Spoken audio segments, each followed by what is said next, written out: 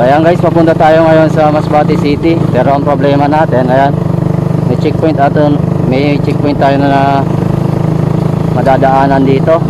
Ayan o. Ewan ko lang kung makakalapos tayo kasi ano, expired yung ating motor. Ayan o. So kung lisensya lang yung hinahanap, salamat. Ayan, kinampay na tayo na sir. Hi sir, good morning. Okay po. Ayan. Ano saan kayo sir?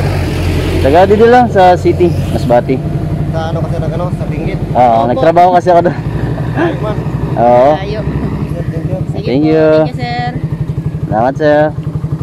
Napunta pa kayong Binggit? Hindi. Sa city lang sir. Kaya salamat sir. Ayan, ang bait ni sir. So dito, nagkandak sila ng checkpoint dito guys. Ayan, kita nyo naman. Ayan, sa mga hindi kompleto, so ganyan talaga ang mangyayari. Ayan o, mag-aantay sila kung anong oras matatapos yan. Saka din sila makakadaan. Ayan. So guys, ang masasabi ko lang, kung may violation din kayo, alam nyo na meron kayong violation, di ba? Basta maganda lang yung approach nyo. Yan, kasi sila mababait naman yan. Pera na lang kung highway patrol yung mag-conduct ng checkpoint. Kasi sa atin, expired din yung motor ko. Basta kasi hindi ko pa na-renew yung aking motor kasi nga busy tayo sa ating mga lakad. Ayan, pero meron tayong driver's license. Ayan, so hindi lang natin na-renew yung ating motor kasi nga busy. Pero ang na-experience ko guys, lalo na sa mga ganyan checkpoint, basta magandang approach lang. Pag kinampay kayo, tabi agad. Tapos syempre patiin nyo, sir, good morning. Yan, pag doon mo naman kasi malalaman kung ano yung hahanapin nila. Kung driver's license, edi pakita mo yung driver's license mo kung meron ka. Pero kung hanapin niya parehas driver's license at rehistro ng motor, ayun, doon ka magpaliwanag.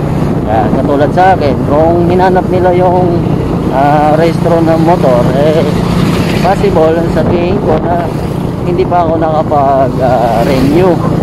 Ayan, hindi pa ako nakapag-renew. Kaya siyempre pangalawa nating gawin, humingi ng pasensya.